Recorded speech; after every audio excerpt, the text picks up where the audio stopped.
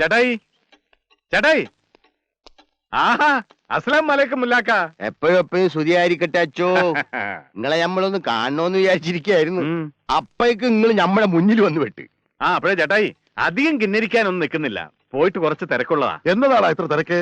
പള്ളിയിൽ കുമ്പസാരിക്കാൻ മഹാഭാവികളായ കുഞ്ഞാടുകൾ കൂട്ടം കൂടി നിൽക്കുന്നുണ്ടാവും. ഒന്ന് പോടാ, നീ അവിടെ ഇരിക്കേ. പിന്നെ എന്റെ വീട്ടിൽ എന്നെ ഇരുത്താൻ നോക്കല്ലേ ചേട്ടായി. എന്നാ നീ അവിടെ നിന്നോടാ കരടി വെച്ചാ. ഒന്ന് പോടോ പിശുക്കൻ പാപ്പു. പിശുക്കൻ നിന്റെ തന്ത. അതേ തന്തയ്ക്ക് പറഞ്ഞതല്ലേ താനും. പഠിച്ചോനെ, ഈ അച്ഛൻ കുഞ്ഞ് കത്തനാരാകേണ്ട ആളല്ല, പോലീസിൽ ചേരേണ്ട ആളാണ്. എന്നാ ചെയ്യാനാ മുല്ലാക്ക, ഈ ഇടവയെ ഇരിക്കണമെങ്കിൽ പുണ്യാളച്ചന്റെ സ്വഭാവം ഒന്നും പറ്റില്ല. അല്പം ഗുണ്ടായുസം കളിച്ചേ പറ്റൂ. അത് നേരാണ് കേട്ടാ. മുല്ലാക്ക ഇരിക്കെ. ചേട്ടായി വന്നേ. വരാൻ വാ. ഞാൻ വന്നതേ അടുത്ത ആഴ്ച മാതാവിന്റെ പെരുന്നാൾ തുടങ്ങുവാണെന്ന് അറിയാവല്ലോ. പള്ളിക്ക് നല്ലൊരു സംഭാവന എത്തിക്കണം ചേട്ടായി. പള്ളിക്ക് പൂത്ത പനമുണ്ടല്ലോ, പിന്നെന്തിനാ ഒരു പിരിവ്? പോരെങ്കിൽ അരവന് മെത്രാലില്ലേ, പോയി ചോദിച്ചു വാങ്ങ്. എന്നാത്തിനാ? പിതാവ് തരത്തില്ലെന്നേ. നമ്മള് ചാക്കപ്പനുമായി ഉടക്കുണ്ടാക്കിയത് അതേ അറിഞ്ഞു. ഓഹോ, അത് ശരി. അപ്പൊ ഞാൻ തന്നെ തരണം. ഈ പാറ പാപ്പു ഒരു ചില്ലി കാശ് തരത്തില്ല. അല്ല, അങ്ങനെ പറഞ്ഞാ എങ്ങനെയാ? എന്റെ അവകാശം ഇവിടെ കിടന്ന് പെരുകുമല്ലേ, അതിന്ന് കുറച്ചെങ്കിലും തന്നാ മതി. ആ അവകാശം പറഞ്ഞോണ്ട് പള്ളിയിലേക്ക് നീ കുറെ കൊണ്ടുപോയിട്ടുണ്ടല്ലോ ഇവിടുന്ന്. എന്നിട്ട് ആ ചാക്കപ്പനും കൂട്ടരും എന്തോന്നാ പറഞ്ഞു നടക്കുന്നേ? പള്ളി മുതൽ മുഴുവൻ നീ ഇവിടെ കൊണ്ടത് കെട്ടി താത്തിരിക്കുന്നല്ലേ.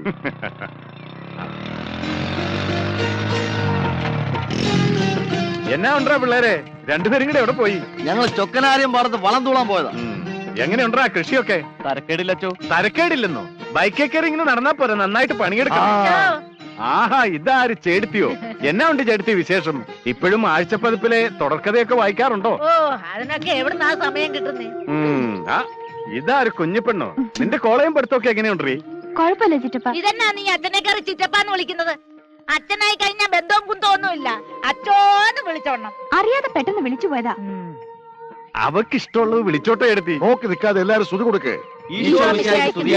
എല്ലാവർക്കും സ്തുതിയായിരിക്കട്ടെ. പിന്നെ തളിപ്പറമ്പിന്ന് ചേച്ചിയുടെ അന്തോണിയുടെയും വല്ല വിവരമുണ്ടോ? പഞ്ചായത്ത് പ്രസിഡന്റ് കസേര തെറിച്ചോ? ഏയ്, ഇതുവരെ ഒന്നും തെറിച്ചിട്ടില്ല.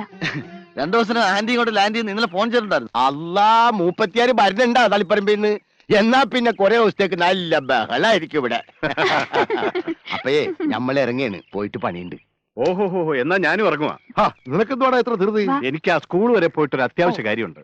പിന്നെ ചേട്ടായുടെ പള്ളിക്കകത്തുള്ള ഒരു കോപ്പേവിളി ഉണ്ടല്ലോ, അത് ഇന്നോടെ നിർത്തിക്കോണം. അതിന് നീ എന്നെ ശവപ്പെട്ടിക്കകത്തിട്ട് മൂടണവിടാ കോപ്പ. കുഞ്ഞെ, നിങ്ങളുടെ ഒപ്പര ആ പള്ളിക്കവല വരെ ഞാനും പഞ്ഞിണ്ട്. ലഗേജ് എന്തി ചേട്ടാ.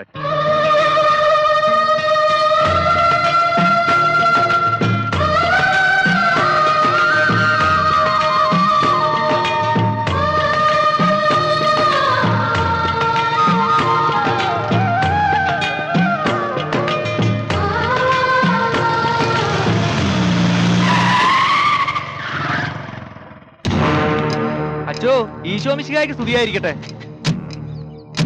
പള്ളിപ്പറമ്പിലെ തേങ്ങയും പാക്കും വിറ്റേന്റെ കാശ് കണക്ക് പറഞ്ഞ് വാങ്ങിച്ച് കുടുംബത്തേപ്പിക്കാൻ പോയതായിരിക്കും അച്ഛൻ ഈ 4ാം വേദക്കാരനെയും കൊണ്ട്, അല്ലേ? അല്ല, ചത്തുപോയ നിന്റെ അപ്പാപ്പ മാമ്പിള്ളി മാത്തൻ സെമിത്തേരിയിലെ കോൺക്രീറ്റ് കല്ലറ പൊളിച്ച് പുറത്തിയാടിയിട്ടുണ്ട്. അവനെ ഒരു കാഞ്ഞിരത്തെ തറയ്ക്കാൻ ഒരു 4ാം വേദക്കാരനെ ആവശ്യമുണ്ട്. അതിനുവേണ്ടി കൊണ്ടുപോയതാടാ മക്കളെ. ഞങ്ങള് രണ്ടാളും പഠിച്ച പണി 18 നോക്കിയിട്ട് പറ്റാഞ്ഞിട്ട് ഇനിയിപ്പൊ പൂഞ്ഞാറ്റിന്ന് മിത്ര നമ്പൂരിനെ കൊണ്ടിട്ടുണ്ട്. അത്രയ്ക്ക് വല്ലാത്തൊരു ഇബിലീസാണ് എന്റെ ഉപ്പാപ്പ. വണ്ടി എടുത്ത് പോടാ. ഫസ്റ്റ് നിങ്ങള് വണ്ടി എടുക്കുന്നു, നമ്മളിതേ വണ്ടി എടുത്തു. അല്ലാ വിട്. ഐസിയായിട്ട് പെയിന്റ് അടിക്കല്ലേടാ പോയിന്റെ.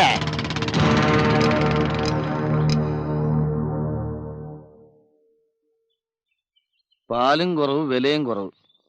ഇതൊന്നും കൊണ്ട് വലിയ മെച്ചമൊന്നുമില്ല. ഇനി വല്ല പൈനാപ്പിൾ കൃഷിയും തുടങ്ങാം. വാറ്റ് തുടങ്ങാം, വാറ്റ്.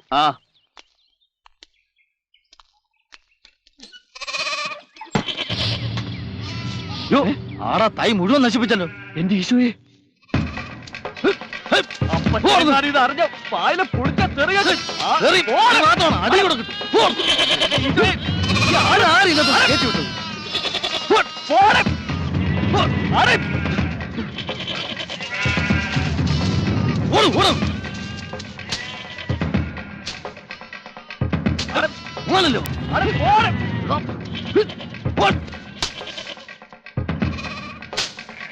ഇങ്ങോട്ട് പോട.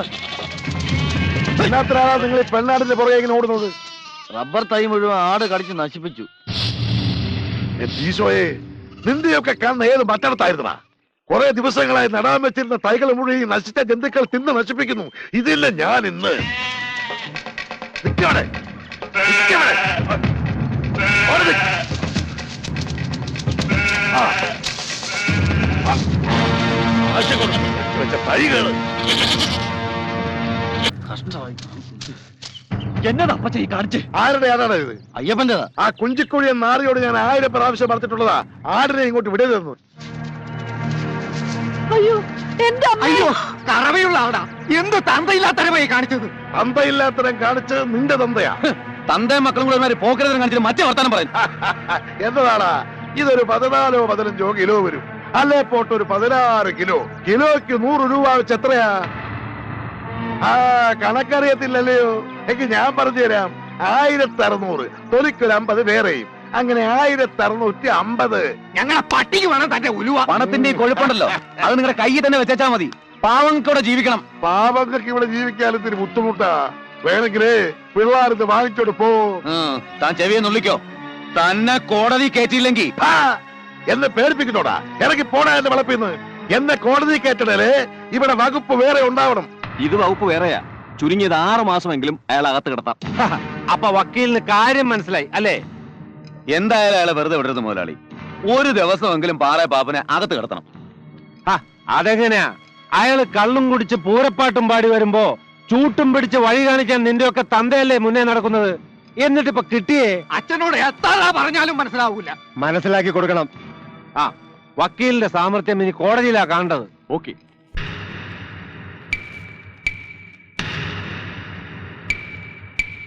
CC 111/99. പാറയിൽ പാപ്പു ചത്തു, പാറയിൽ പാപ്പു ചത്തു, പാറയിൽ പാപ്പു ചത്തു. ആര് ചത്തു? ഞാൻ ചത്തില്ല. പാറ ചാത്തുള്ളി ചത്തുപോയി. അതെന്റെ അപ്പൻ. ഞാൻ പാറയെ പാപ്പു ചാത്തു. ഒന്ന് തിരുത്തി വായിക്കന്റെ ഊവേ.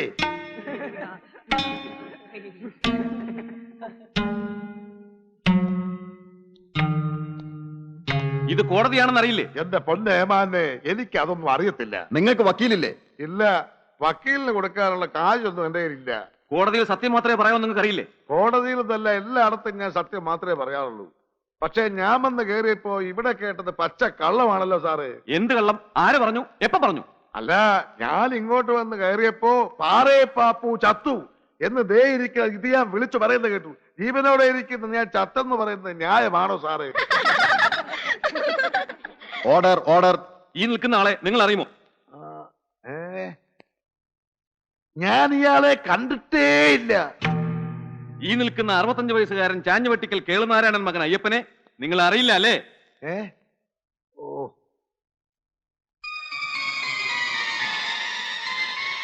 ആ നമ്മുടെ അയ്യപ്പനല്ലയോ ഇത്? മനസ്സിലായില്ല കേട്ടോ. ഈ വെയിലത്തിൽ നിന്ന് കയറി വന്നതുകൊണ്ട് കണ്ണ് തീരെ പിടിക്കുന്നില്ല. അപ്പൊ നിങ്ങൾ ഇയാളെ അറിയും? ആ, അറിയുമോന്നോ? നന്നായിട്ടറിയും. അതെ, വക്കീൽ സാറിന് ഇയാളെ അറിയാവോ? തിരിച്ചു ചോദ്യം ചോദിക്കാൻ പാടില്ലെന്ന് അറിയില്ലേ? എനിക്ക് വേണ്ടി ചോദിക്കാനും വാദിക്കാനും ആരുമില്ല ഏമാനെ. അതുകൊണ്ട് എനിക്കും ചില ചോദ്യങ്ങൾ ചോദിക്കാൻ അവിടുന്ന് അനുവാദം തരണം. ആ, ചോദിച്ചോളൂ. ഈ നിൽക്കുന്ന ചാഞ്ഞുവെട്ടിക്കൽ കേളുനാരായണന്റെ മകൻ അയ്യപ്പനെ വക്കീലിന് അറിയാവോ? അറിയാം. എത്ര കാലമായിട്ട് അറിയാം?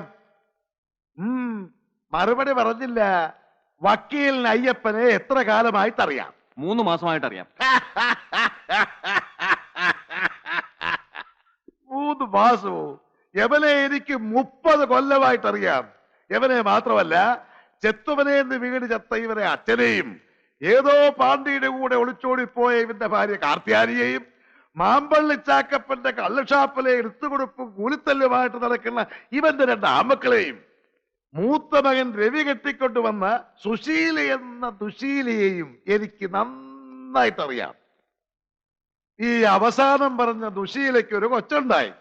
അത് ചാക്കപ്പന്റെയാണെന്നും അതല്ല അയാളുടെ അലിയൻ കുര്യച്ചന്റെയാണെന്നും ഇവരുടെ 2 പേരുടെയും അല്ല ചാക്കപ്പന്റെ മകൻ ബാബുവിന്റേതാണെന്നും ഒക്കെയാ ഈ നാട്ടുകാര് പറയുന്നത്. എനിക്കൊന്നും അറിയത്തില്ല എന്റെ സാറേ. കോടതിയിൽ അനാവശ്യങ്ങൾ പറഞ്ഞ് മാന്യന്മാരെ അപമാനിക്കാൻ ബഹുമാനപ്പെട്ട കോടതി അനുവദിക്കരുതേ എന്ന അപേക്ഷ. Objection sustain. ഈ നിൽക്കുന്ന അയ്യപ്പന്റെ ജീവിതമാർഗമായ കറവയുള്ള ഒരു ആടിനെ നിങ്ങൾ നിർദ്ദയം വെട്ടിക്കൊന്നു എന്ന് പറയുന്നത് സത്യമല്ലേ? സത്യമല്ല, പച്ചക്കള്ളം. ഞാൻ എന്റെ മക്കളെ പോലെ സ്നേഹിച്ചു വളർത്തിയിരുന്ന റബ്ബർ തൈകത്തിൽ നിന്ന് വയറ് വീർത്തിയ ആട് എന്റെ മുമ്പിൽ വീണ് ചത്തപ്പോ അയ്യപ്പന്റെ മക്കൾ അവിടെ ഓടി വന്നു. ആട് ചത്ത വിഷമത്തിന് അവർ ചോദിച്ച പണം ഞാൻ കൊടുത്ത ആടിനെ വാങ്ങി അവിടെ വെച്ച് തന്നെ വെട്ടിമുറിച്ചു. ഇതാണ് സത്യം. ചത്ത ആടിനെ പിന്നെ എന്തിനാ നിങ്ങൾ വെട്ടിമുറിച്ചത്? അത് വക്കീലിന് അറിയത്തില്ലായോ? ചത്തതിനെ ഉടനെ വെട്ടിയില്ലെങ്കിൽ ചോര കട്ട പിടിച്ച് ശവമാകും, പിന്നെ തിന്നാൻ കൊള്ളത്തില്ല. ഇത്ര നിസ്സാരമായ കാര്യങ്ങളൊന്നും അറിയാൻ വൈകി പിന്നെ ഇത് ഞാൻ എങ്ങനാ വക്കീലായേ? ആ ഇറച്ചി വേവിച്ചു നിന്ന് ഞാനും എന്റെ 2 മക്കളും വയറിളകി 2 ആഴ്ച ആശുപത്രി കിടന്നു. ഡോക്ടർമാർക്ക് കൊടുത്തതും ആശുപത്രി ബില്ലും ചേർത്ത് 16,650 രൂപ 28 പൈസ ആയി. ആശുപത്രി ചെലവും എന്റെയും എന്റെ 2 ആമക്കളുടെയും 2 ആഴ്ചത്തെ പരിസരഫലവും എല്ലാം കൂടി കണക്ക് കൂട്ടി അയ്യപ്പനിൽ നിന്നും മക്കളിൽ നിന്നും അത് ഈടാക്കി തരുവാൻ ബഹുമാനപ്പെട്ട കോടതി മുമ്പാകെ ഞാൻ താഴ്മയായി അപേക്ഷിച്ചു. I object your honour. ഈ പറഞ്ഞതെല്ലാം തികച്ചും കള്ളമാണ്. പാറേ പാപ്പു കള്ളം പറയുമെന്ന് ഈ നാട്ടുകാർ പറയത്തില്ല. ഞാൻ പറഞ്ഞതെല്ലാം സത്യമാണ്, അതിന് സാക്ഷികളുമുണ്ട്. കൂടാതെ ആശുപത്രി കിടന്ന സർട്ടിഫിക്കറ്റ്, അവിടെ കൊടുത്ത ബില്ല്, എന്റെ പ്രശ്നങ്ങള് എല്ലാം ഞാൻ കൊണ്ടുവന്നിട്ടുണ്ട്. അമാനെ നോക്കിയാട്ടെ. ഒന്നേ ഏമാനെ, എന്റെ പാപ്പു മൂത്തനാര് പറയുന്ന മുഴുവൻ ഉള്ളതാ, സത്യമാ. എന്റെ കടകെട്ട 2 ആമ്പിള്ളേരും ഈ നിൽക്കുന്ന കള്ള വക്കീലും ചേർന്നാ എന്നെ കൊണ്ട് ഇതൊക്കെ ചെയ്യിച്ചത്. ഈ വക്കീലിനെ തൂക്കിക്കൊല്ലണം.